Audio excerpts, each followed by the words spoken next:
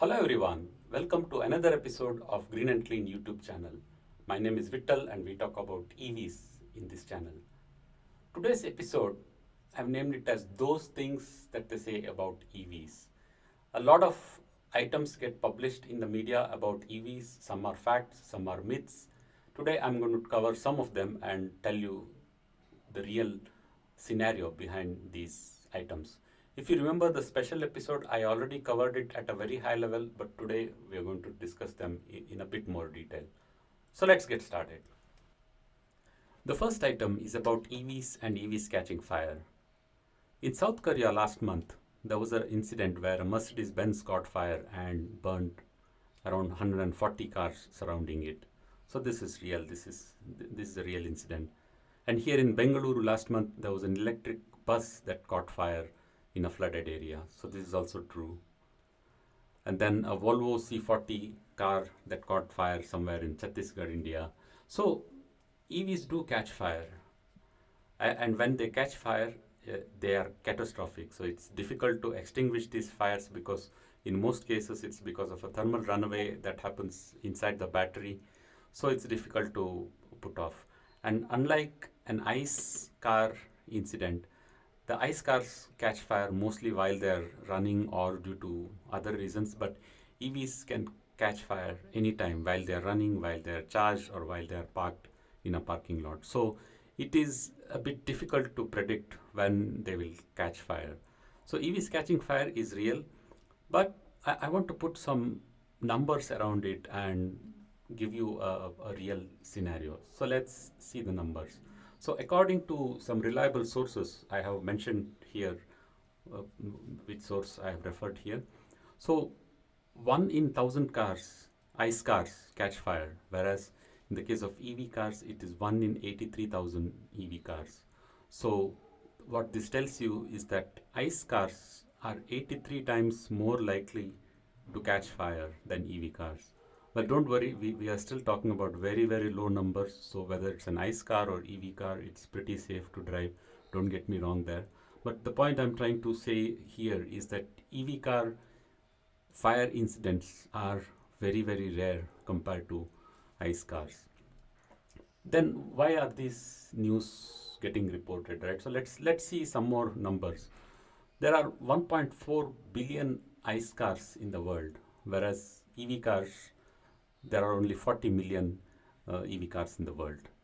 Now, what does that tell us? If I were to put these numbers along with the chances of these cars getting burnt or catching fire, you are looking at 1.4 million ICE cars would have caught fire so far around the world, whereas the same number is just 500 EV cars catching fire.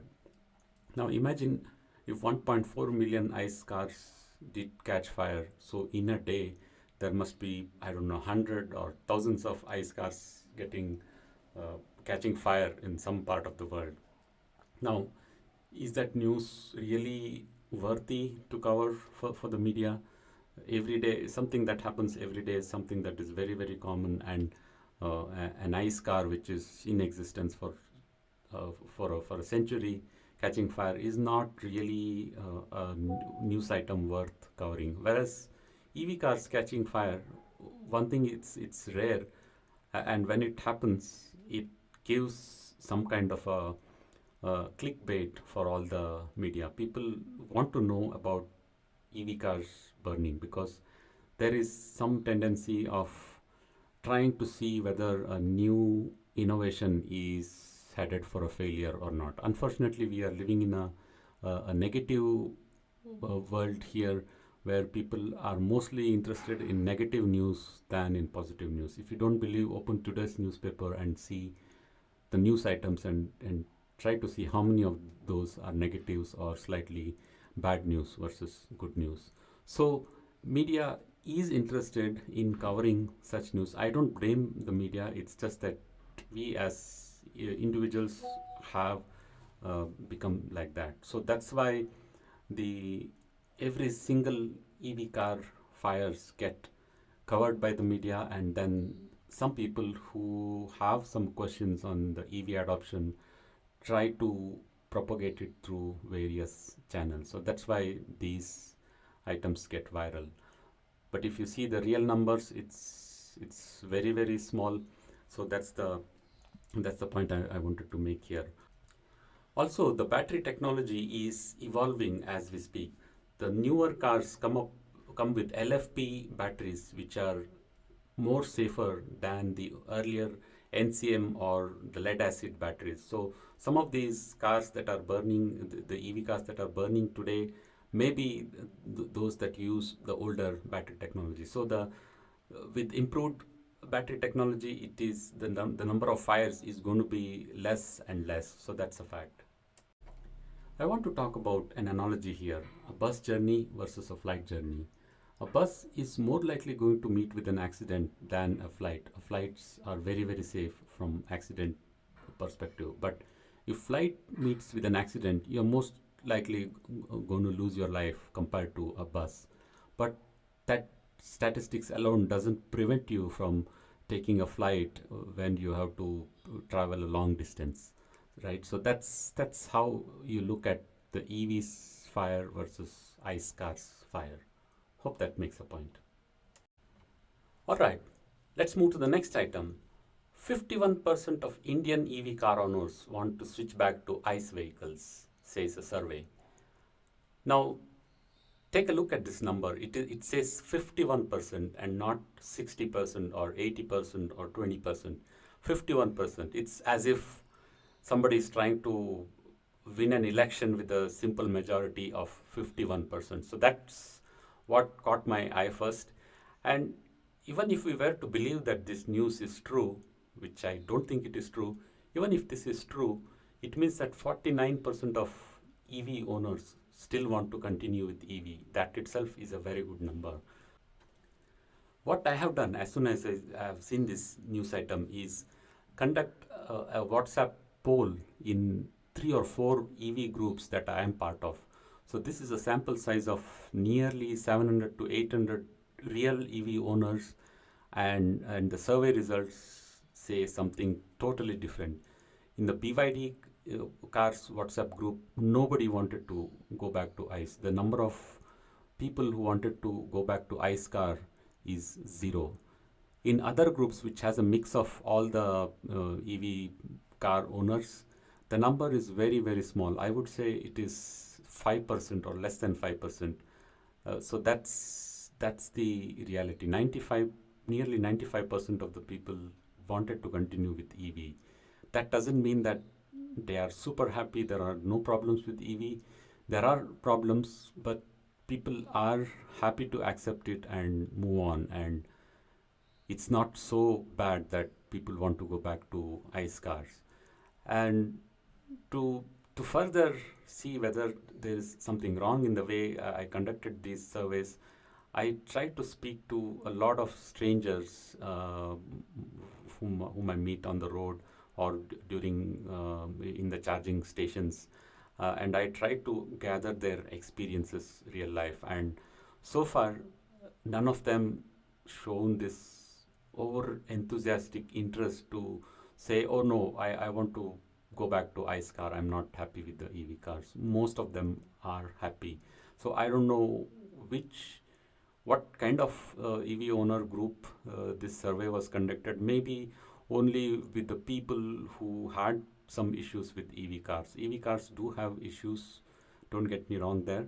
But as I said, the numbers are very small, and if you only talk to this group of people, maybe 51% of those people wanted to go back to ICE cars. So this news is probably not true. And if you would have seen this news being shared in Facebook, Instagram, and things like that.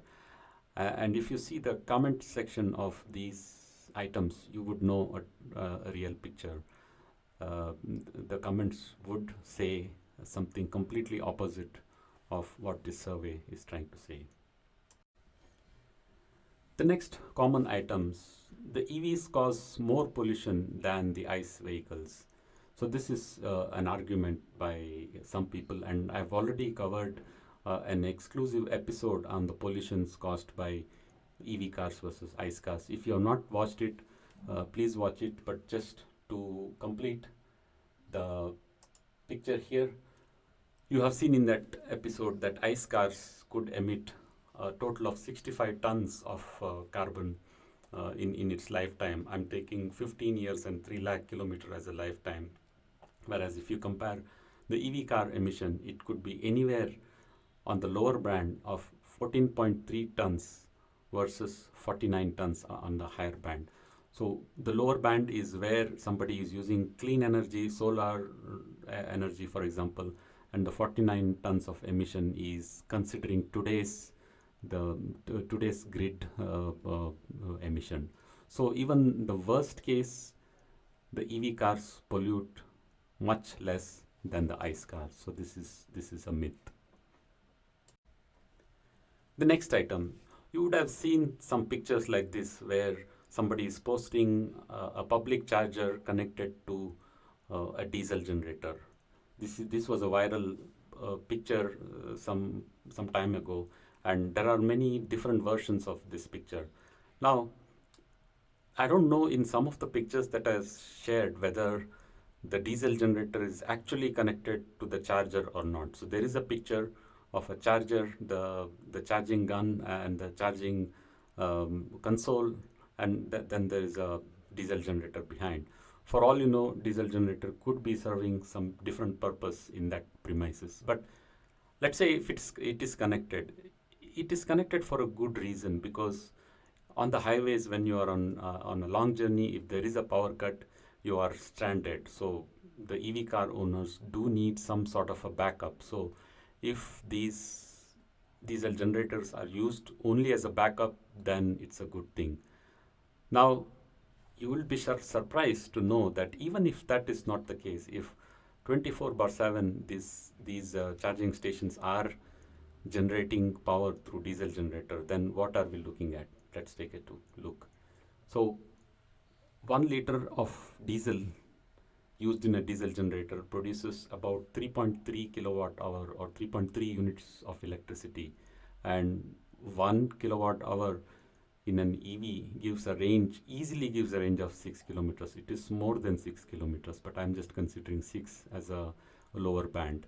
And if you multiply this, right, 6 kilometers into 3.3 kilowatt hour, you are getting close to 20 kilometers per liter of diesel. So that's the kind of a mileage of a diesel car. It's actually much more than some of the diesel car mileages, because you're not going to get 20 kilometers per liter of diesel mileage when you drive in a city. It will be much lesser than that. So this goes on to prove that EVs are much more efficient even when you generate whole of the electricity through a diesel generator. I'm not suggesting we should go to this approach, but I'm just presenting you a fact that even in this worst case scenario, the EVs are better off or are equivalent to a diesel car. The next item, there is no charging infrastructure. Well, you don't know that there is infrastructure. So the truth is, today there are 16,000 public chargers in India. It may not be spread across very well to your liking, but there is something available and which can be used and which can be planned and used in a long journey.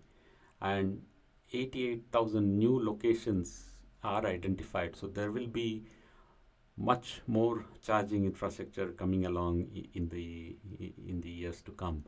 So the fact that it is not a fact, it is probably half truth. There may be some areas in the country where charging infrastructure is poor, but a vast majority of cities and towns, you would find public chargers and you can do a long journey. I've covered a separate episode on public charging infrastructure in India. Please watch it if you haven't watched it already.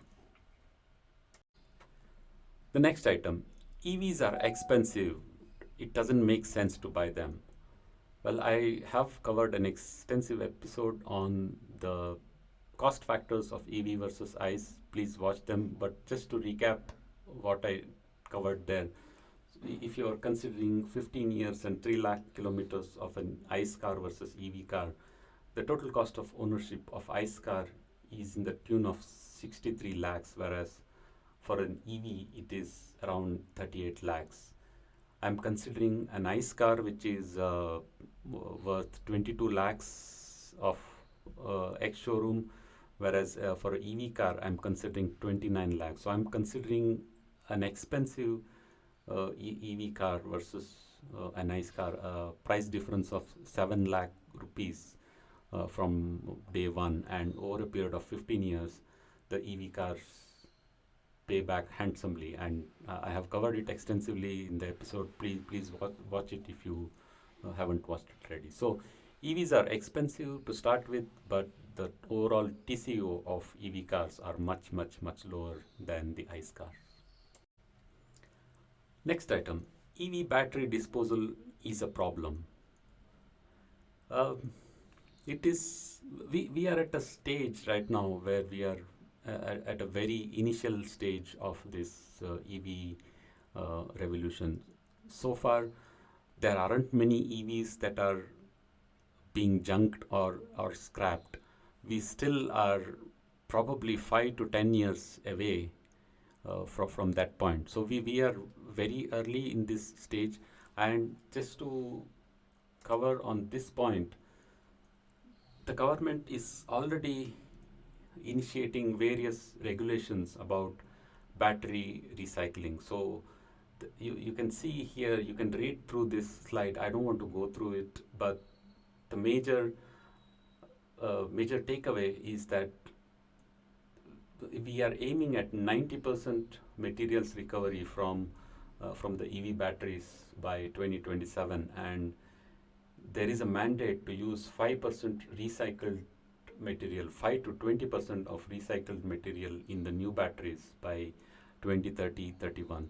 So it's not like government is sleeping on this problem. It is already addressed, and in some part of the world, for example, US and China, the battery recycle infrastructure is already ready, but there aren't enough batteries to recycle. So it again goes back to the point, you cannot have all the recycling units that are required to be ready today and then wait for another 5 or 10 years when the batteries starts to recycle or the EV adoption increases significantly, that you need to look at this problem. It is a problem, and the good thing is the solutions are already in place in some part of the world and are in progress in other parts of the world. The next item, the electricity grid will collapse if EV adoption catches up. Well, it's not going to be like just tomorrow there will be like thousands of EV cars trying to power up from the electricity grid. The adoption will happen slowly. And if I look at the India scenario, some of these numbers, so this is from the Wikipedia page. If you look at the last 10 years of our production capacity of electricity, it has increased from 245,000 megawatts to 441,000 megawatts as of 2024. So it has nearly doubled in 10 years, and we are looking at an year-on-year growth of about 8 to 9% in electricity generation. So it is not that we are not able to scale up. And the good thing is India is a hot country. There is sun available almost more than 300 days in a year. So there is a huge potential for solar panel. And we already have Bhadla's solar park in Thar deserts of Rajasthan, right? So it is the third largest solar park in the world, and yet it is occupying merely 10% of the desert. So this solar park, just to give you an idea, it is probably 1,000 times larger than a cricket stadium. So it's that large, and it produces so much more electricity. So in India, using solar power we can scale up the electricity production if there is a demand. And that's the major point, if there is a demand. So you can't have the electricity grid ready for all the EV adoptions that we are looking for today and then wait for the EV adoptions to happen. So both have to happen, in parallel. So that's my take on it. The next item, batteries don't last long and we need to replace it after warranty. Well, that is not true. I have covered an entire episode on the battery life. Maybe you can take a look at it. Batteries do last much longer than the warranty and you don't need to replace it after the warranty. At least it's not normal. It's just exception that in some cases it gets replaced. That's all I wanted to cover in today's episode. I hope you have discovered some truth about some of these news and myths that get spread about EV. Well, season 1 is almost coming to an end. Next episode, I'm going to talk about the issues in EVs. So there are issues in EVs and I'm going to cover in the next episode, and then we'll wrap this season up with a concluding episode. Thanks a lot for watching. See you again next time.